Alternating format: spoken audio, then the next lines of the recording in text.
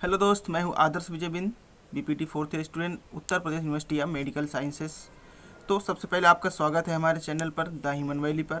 तो आज की वीडियो में बात करने वाले हैं, बहुत इंपॉर्टेंट है, काउंसलिंग प्रक्रिया कैसे करें आप, क्या है आपकी रैंक, और जाने अपना अलॉटमेंट लेटर के बारे में। लेटर की कब तक डेट है जाने। तो सबसे पहले हम फर्स्ट बात करेंगे अलॉटमेंट लेटर के साथ क्या लाना है, और अगर अलॉटमेंट लेटर नहीं आया तो क्या रीज़न है आपका जो नहीं आया।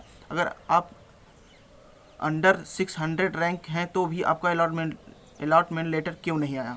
प्रेफरेंस के बाद भी अलॉटमेंट लेटर का नोटिफिकेशन क्यों नहीं आया अगर आप 600 रैंक के अंदर हैं। टाइम कितने दिन का दिया गया है आपका रजिस्ट्रेशन या काउंसलिंग के लिए। आपका 10,000 रुपये वापस होगा या नहीं होगा। ये चारों पॉइंट की हम बात करेंगे इस वीडियो में। तो चलिए वीडियो को शुरू करते हैं। तो इसमें हम बात करने वाले हैं, सबसे पहले आप अपना ईमेल चेक कर सकते हैं। अपने ईमेल पे जाइए, वहाँ पे आप मैसेज आया होगा जो इस तरह से शो कर रहा होगा। यहाँ पे आप देखने को मिल रहा है कि congratulations you have the got the seat per your field preference. मतलब आप जिस हिसाब से अपना प्रेफरेंस फॉर्म फिल करते समय भरे थे उसी प्रेफरेंस के अनुसार आपको सीट दिया गया है यूपी में CP नेट 2021। तो यहाँ पे आप देख सकते हैं डियर कांग्रेचुलेसन, सेम ऊपर वाला ही लिखा, अब रैंक के अनुसार आपको सीट दिया गया है। इसमें ये बताया गया है कि ये पोर्टल जो है एडमिशन के टाइम पे 2 दिन के लिए खुला रहेगा, यानी कि आज और कल रात के 12 बजे तक ये पोर्टल ओपन रहेगा। तब तक आपको काउंसलिंग रजिस्ट्रेशन करवा लेनी है। उसके बाद अगर आप काउंसलिंग या रजिस्ट्रेशन नहीं करवाते हैं तो आपका ये जो सीट है वो आपका अनलॉक कर दिया जाएगा, मतलब आपको लॉक नहीं किया जाएगा। अनलॉक का मतलब ये है कि आपको सीट आवंटित नहीं किया जाएगा, आपको सेकंड काउंसलिंग फिर से मौका मिल सकता है।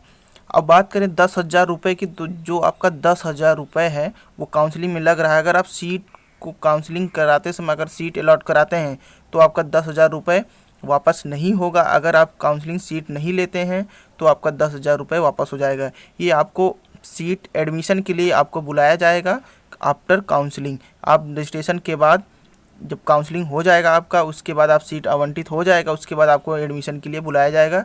और आपको एडमिशन के साथ क्या क्या लाना है वो आगे हम बता रहे हैं आपको वीडियो में।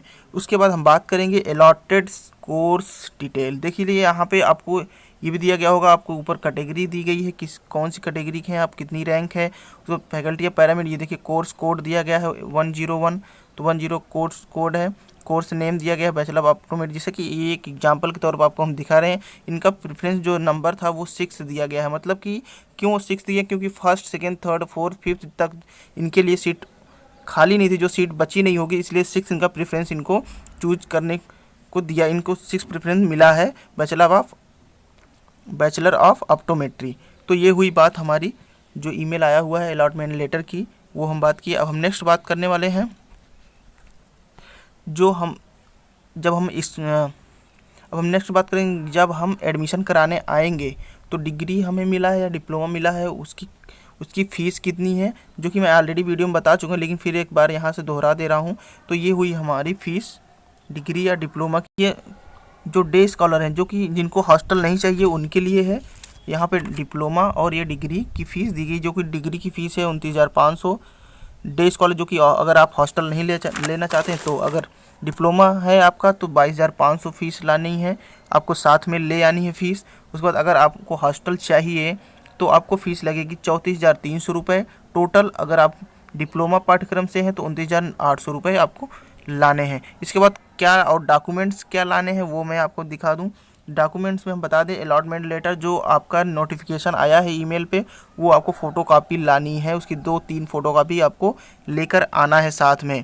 उसके बाद जन्म प्रमाण पत्र और ये सारी डॉक्यूमेंट्स आपको लगने हैं। इसके अलावा अगर आपका गैप है तो गैप सर्टिफिकेट भी बनवा लीजिए कि कितने ईयर का गैप है, वो उतना सर्टिफिकेट। अगर आप इंटर के जस्ट बाद BSc या कोई भी ग्रेजुएशन कोर्स किए हुए हैं तो आप वो भी लगा सकते हैं मार्कशीट, इंटर प्लस ग्रेजुएशन की मार्कशीट के साथ। अगर गैप नहीं है तो कोई दिक्कत नहीं, अगर इंटर BSc के बाद भी गैप है तो वो भी आप गैप सर्टिफिकेट बनवा लीजिए और उसमें रीज़न लिखवाइए क्या हमें दिक्कत थी जो हमने गैप किया, 1 ईयर 2 ईयर 3 ईयर।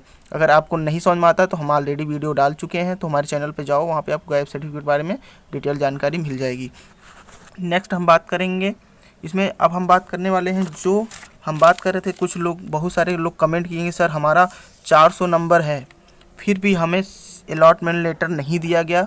क्योंकि अगर आप प्रेफरेंस में टोटल 17 प्रेफरेंस दिया गया था, अगर आपने 4 प्रेफरेंस किया है तो अगर आपके रैंक के अनुसार अगर वो प्रेफरेंस आपका नहीं आया तो आपको अलॉटमेंट लेटर नहीं दिया गया है।